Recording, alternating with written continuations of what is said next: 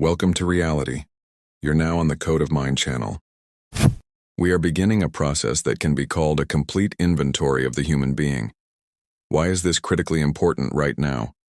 Because most people go through their entire lives without ever understanding the structure of their own internal apparatus.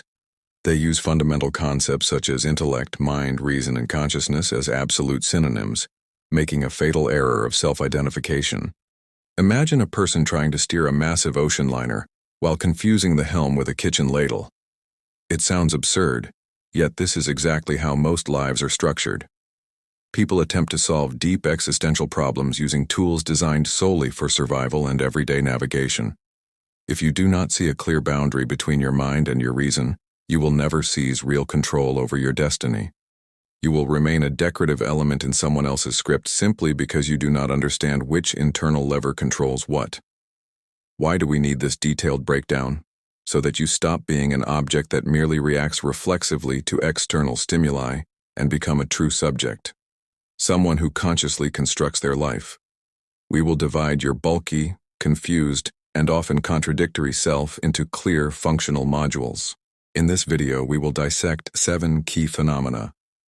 Intellect, your computational power, your ability to process raw data. Mind, your memory, the archive of habits, patterns, and social programs. Reason, your higher logic, your will, and the filter that separates truth from falsehood.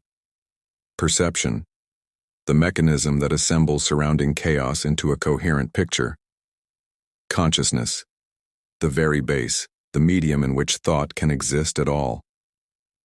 Awareness and the active process, your focus of attention that allows you to see the system clearly.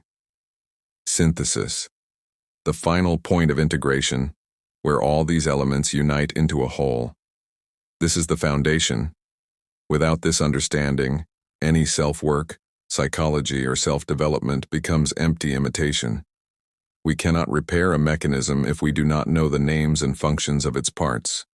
We are beginning a deep audit. We are entering the architecture of the human system to establish precise order and finally determine who truly stands at the control center.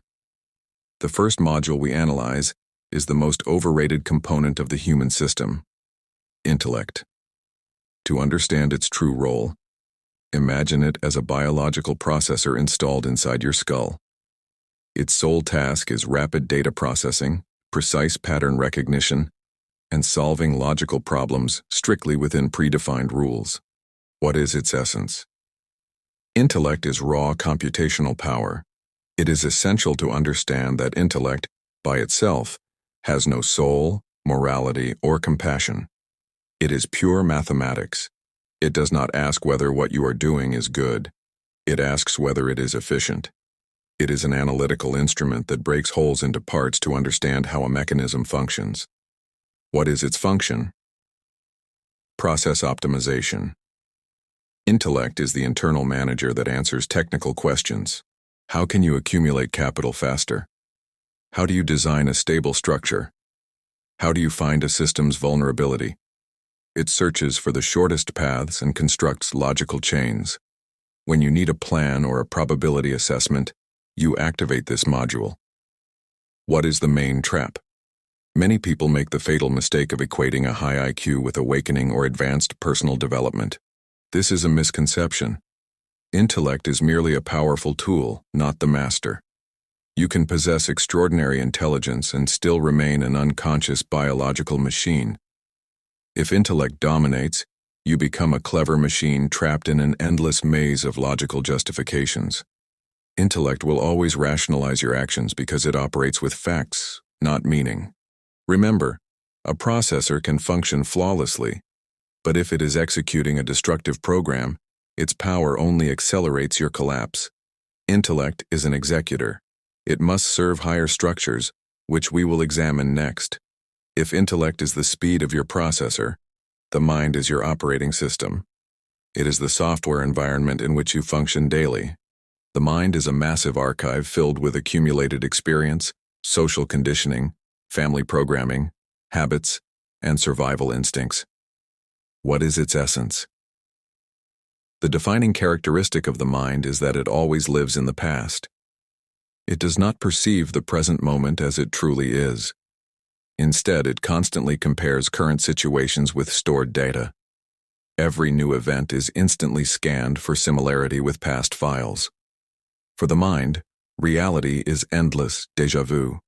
What is its function? Its primary task is to ensure safety within the familiar. The mind is your internal guard. It says, "Do not go there. 5 years ago that caused pain." Or, "Do it this way because your social group approves, and that ensures survival." It seeks to minimize risk by keeping you in your comfort zone, even if that zone resembles a swamp. What is the core problem? The mind is reactive by nature. It cannot create something fundamentally new. It only combines, rearranges, and repackages existing data. The endless internal dialogue running through your head from morning to night is merely the noise of this operating system processing archives. The most dangerous trap occurs when you identify yourself with your thoughts. Once you believe you are the voice in your head, you become a prisoner of your biography. You stop evolving and begin replaying old scripts. The mind is an excellent servant that organizes daily life, but it is a terrible master because its horizon is limited to what has already occurred. To move beyond the cycle, we must engage the next structure: reason. If the mind is the operating system, reason is its system administrator. It is the higher cognitive function positioned hierarchically above the mind and endowed with veto power over its actions. While the mind operates on immediate impulses of "I want," reason functions through categories such as necessary, appropriate, and most importantly, why. What is its essence? Reason is the fundamental human capacity to distinguish truth from falsehood, the real from the imagined. It is a powerful filter that checks every impulse of the mind against the vector of your long-term development. Reason does not seek comfort. It seeks alignment with meaning. It sees structure where the mind sees only emotional chaos. What is its function? Direct volitional control. Reason is the force capable of telling the mind to be silent when it panics or drowns in old resentments. Unlike the mind, reason possesses the ability for strategic forecasting. It sees the consequences of your actions years ahead, easily sacrificing short-term gain for a greater objective. It is the instrument of sober calculation and higher logic. How do you develop it? Reason is not given ready-made. It is trained like a muscle. Its fuel is strict discipline, critical thinking, and deep study of the laws governing reality. With a developed reason, you gain access to your internal command line. You can literally reprogram your mind, deleting viral programs and inefficient habits. Reason is your only internal compass. Without it, you are driftwood in the ocean of other people's opinions and your own fears. With it, you are the captain steering the ship along a chosen course, even when the sea, your mind, is in a storm. Reason transforms chaotic desire into a directed vector of creation. If reason is the administrator, then perception is your most powerful graphics card. It is the complex mechanism that assembles the final image of reality from an infinite stream of raw data.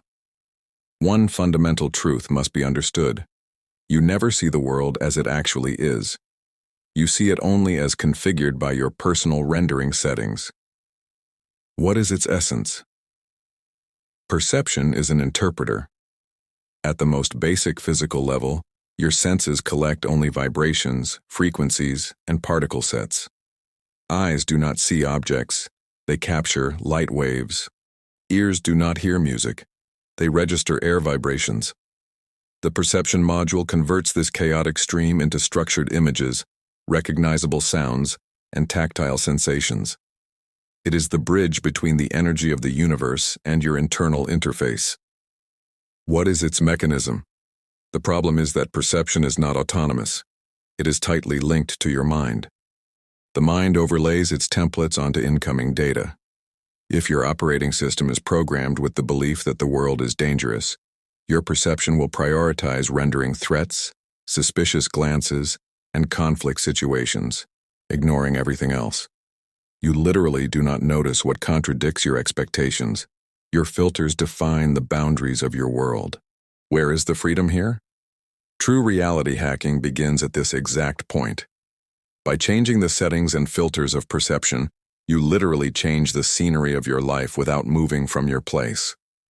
When you remove destructive programs from the mind, your graphics card begins rendering opportunities where you once saw only dead ends. This is not magic. It is pure recalibration of focus. The system begins passing through data it once classified as noise. Perception determines your bandwidth. Once you learn to manage this module, you stop being a hostage to imposed imagery and start choosing which elements of reality deserve your attention. Now we reach the deepest and most subtle level of human architecture. Terminological confusion here is especially dangerous because this is where your freedom is born. To understand the difference, imagine a movie theater. Consciousness is your screen. Consciousness is not thoughts, not emotions, not personality. It is the empty, pure space in which all of these become possible. It is unchanging and completely passive. Just as the screen in a cinema does not change whether a comedy or a violent thriller is projected on it, your fundamental consciousness remains untouched by any life experience. It is your true nature, the blank canvas upon which reality is rendered. It simply is. It is the very medium of being. Awareness is the beam of the projector. If consciousness is the static field, awareness is the active, directed force. It is your focus of attention. The moment you turn this beam inward and begin observing how your mind operates, how emotions arise, or how intellect constructs logical chains, you perform the act of awareness. In that instant, something profound happens. You stop being the thought or the emotion. You separate from it and become the observer. You are no longer anger. You recognize the anger program running in your mind. Why is this supremely important? Without this process, you are a complex mechanism asleep in motion. Without active awareness, you are fully identified with your programs. If the mind is afraid, then you are fear. If the intellect makes a mistake, you are the mistake. Only through awareness does consciousness gain leverage over reason, mind, and intellect. This is the critical point of awakening. When the spotlight turns on, you realize, I am not the movie on the screen. I am the one watching it. Awareness is the only instrument capable of interrupting the automatic launch of old scripts. It is the moment of silence between stimulus and response where your right to choose is born. We have reached the final chord. We have disassembled your internal machine down to its smallest components, examined every layer from dry logic to pure presence. Now it is time to assemble it again so that you can see the true hierarchy of control. Without integration, knowledge remains theory. Synthesis is the moment you understand exactly where you stand within this complex mechanism. Who is at the wheel? The most important realization, you are not your social status, not your name, not even your achievements.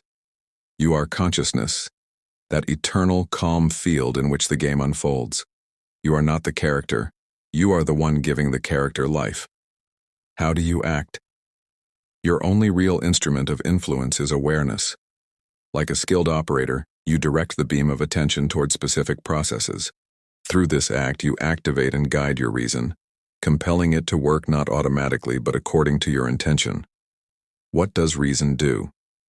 Once in control, reason assumes the role of captain. It issues clear commands to the intellect, using its computational power for creation rather than rumination of fear.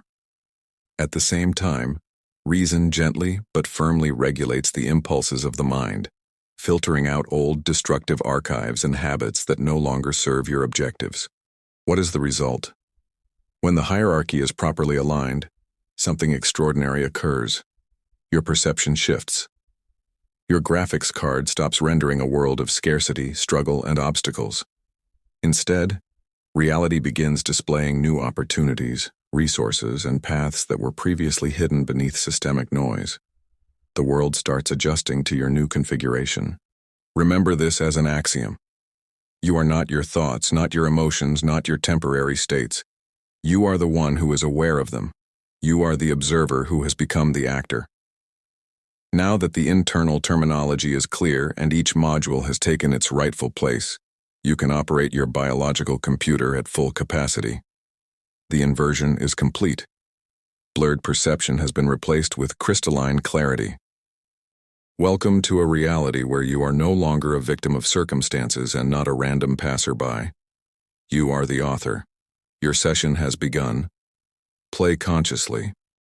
Thank you for being with me on this channel. I wish you the best possible branch of reality. Subscribe to the channel. See you in the next video. Take care.